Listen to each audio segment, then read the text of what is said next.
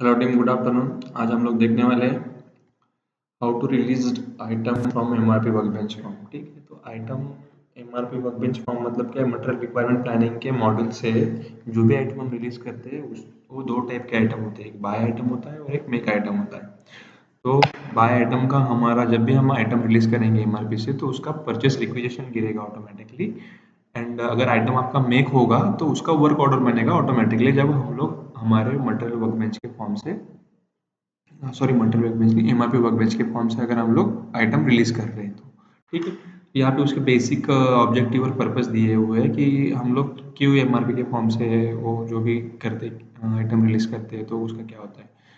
Identification needs. PR is generated to request the purchase of material or services based on the requirement determined by the MRP workbench.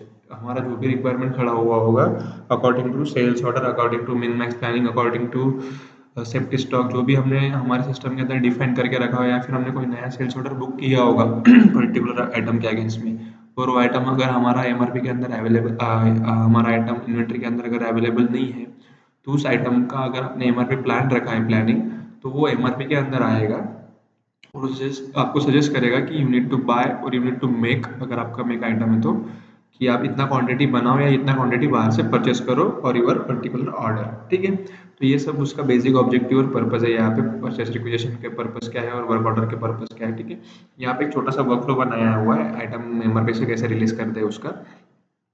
तो यहाँ पे ये purpose और objective और ये process को एक डॉक्यूमेंट के अंदर बनाया हुआ है, डॉक्यूमेंट आपको दिया जाएगा। अभी एक्चुअल में देख लेते हैं कि एमआरपी के अंदर कैसे वर्क करते हैं हम लोग आइटम रिलीज करने के लिए। तो यहाँ पे हम जाएंगे एमआरपी प्लानर पीजे इन वीटीवी रिस्पॉन्सिबिलिटी के अंदर। यहाँ पे आपको टॉप 10 के मेनू में एक एमआरपी प्लानर वर्कबेंच का फॉर्म दिख रहा है। यहाँ पे गए हम लोग तो यहाँ पे आपको जाना है सप्लाई एंड डिमांड के फॉर्म पे, यहाँ पे फाइंड करना है। यहाँ पे आप देख सकते हो मल्टीपल ऑर्डर टाइप आ रहा है, जैसे परचेस ऑर्डर आ रहा है, वर्क ऑर्डर आ रहा है, सेल्स ऑर्डर आ रहा है। तो यहाँ पे हमको क्या देखना है सिर्फ कि हमें हमारा प्लान ऑर्डर कौन सा है। प्लान ऑर्डर मतलब कि क्या, कि डिमांड किसके अंदर आई हुई। तो डिमांड अगर हमको एक साथ देखनी है हमारे सारे आइटम्स की, तो हमको यहाँ पे पहले क्वेरी मोड में डालना है फॉर्म को विथ F11। फिर हमें यहाँ पे लिखना है प्लान ऑर्डर, उसके बाद क्वेरी एग्जीक्यूट करनी है विथ कंट्रोल प्लस F11 के साथ। तो यहाँ पे आप देख सकते हो यहाँ पे प्लान ऑर्डर बहुत सारी बनी हुई है अलग अलग आइटम की। तो हमको ये सब आइटम को इनेबल करके पैकिंग करना है। पैकिंग मतलब कि इस पर्टिकुलर आइटम की कहाँ पे रिक्वायरमेंट है। तो यहाँ पे आप देख सकते हो, यहाँ पे आपको इलेक्ट्रिक मोटर है, इसके अंदर आप पैकिंग करते करते जाओगे तो यहाँ पे आपको सारी डिटेल्स मिलेगी। आप यहाँ पे देख सकते हो ये सेल्स ऑर्डर है, ये आइटम कोड है एफ कोड, ये सेल्स ऑर्डर नंबर है, ये पर्टिकुलर आइटम की रिक्वायरमेंट है। ठीक है, ये डिमांड डेट देख सकते हो, डिमांड टाइप देख सकते हो आप। तो इसको हम अभी क्लोज करते हैं। पैकिंग को आपको मैंने समझा दिया कि पैकिंग क्यों करना है। पैकिंग अगर आपको करना तो यू कैन, अगर आपको देखना है कि पर्टिकुलर ऑर्डर का डिमांड कहाँ से आया हुआ है। अभी यहाँ पे हमने ये सिलेक्ट कर लिया। अभी हमको यहाँ पे स्क्रॉल करना है धीरे से। यहाँ पे एक्शन में अगर रिलीज होगा तभी आप पर्टिकुलर आइटम को रिलीज कर पाओगे for from MRP workbench form. अगर यहाँ पे स्टेटस अगर आपका दूसरा है, एक्शन एक्शन वाले कॉलम में अगर रिलीज की जगह कोई दूसरा स्टेटस है तो आप उसको एक्शन नहीं ले पाओगे। ठीक है, यहाँ पे हमेशा आपका रिलीज ही होना चाहिए। यहाँ पे आपको दिख रहा है एक कॉलम दिख रहा है सिलेक्ट फॉर रिलीज। अगर आप इसको सिलेक्ट करते हो, ठीक है, तभी जाके ये आइटम आपका रिलीज के लिए एलिजिबल रहेगा। यहाँ पे आप आगे जाओगे तो यहाँ पे आपको दिख रहा है इम्प्लीमेंटेड एज।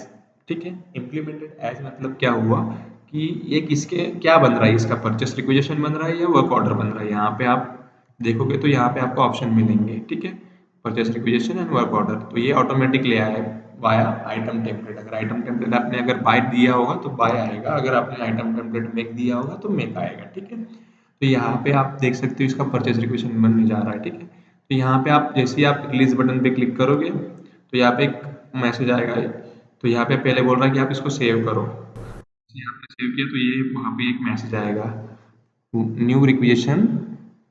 यहाँ पे आप देख सकते हो इस वाले कॉलम में न्यू रिक्वेजिशन 1, मतलब अभी हमने सिर्फ एक आइटम सेलेक्ट किया तो यहाँ पे एक आइटम का ये रिक्वेजिशन बन गया है। ठीक है, सेम अगर आपको मेक आइटम के लिए करना है तो सेम हम यहाँ पे सप्लाई डिमांड में जाएंगे, फाइंड करेंगे, यहाँ पे हम लिखेंगे हमारे इस वाले कॉलम में plan orders, control plus F11। यहाँ पे हम देख सकते हो अभी अगर हम लोगों को अगर देखना है तो हम लोग यहाँ क्या करेंगे, पहले सिलेक्ट करके देखेंगे कि किस में इम्प्लीमेंट हो रहा है, तो ये हम आगे बढ़ेंगे। ये भी परचेस रिक्विजिशन है तो इसको हम छोड़ देते हैं, ये भी परचेस रिक्विजिशन है। सी यू कैन सी यहाँ पे ये वर्क ऑर्डर है, तो ये वर्क ऑर्डर भी यहाँ पे आपको सेम यहाँ पे यही करना है, रिलीज करना है, ओके करना है। देख सकते हो वर्क ऑर्डर के कॉलम में एक क्वांटिटी मतलब एक पर्टिकुलर रो हमने अगर रिलीज की तो यहाँ पे एक आ जाएगी। अगर आप नंबर ऑफ अलग अलग कर रहे हो तो नंबर ऑफ, अगर आपने सपोज मीन 10 आइटम्स जो है वो परचेस रिक्विजिशन के और 10 आइटम्स आपके वर्क ऑर्डर के, तो यहाँ पे दोनों साइड में यहाँ पे 10 आ जाएगा और यहाँ पे भी 10 आ जाएगा। तो आप एक साथ भी अलग अलग टाइप के रिलीज यहाँ से कर सकते हो। Thank you.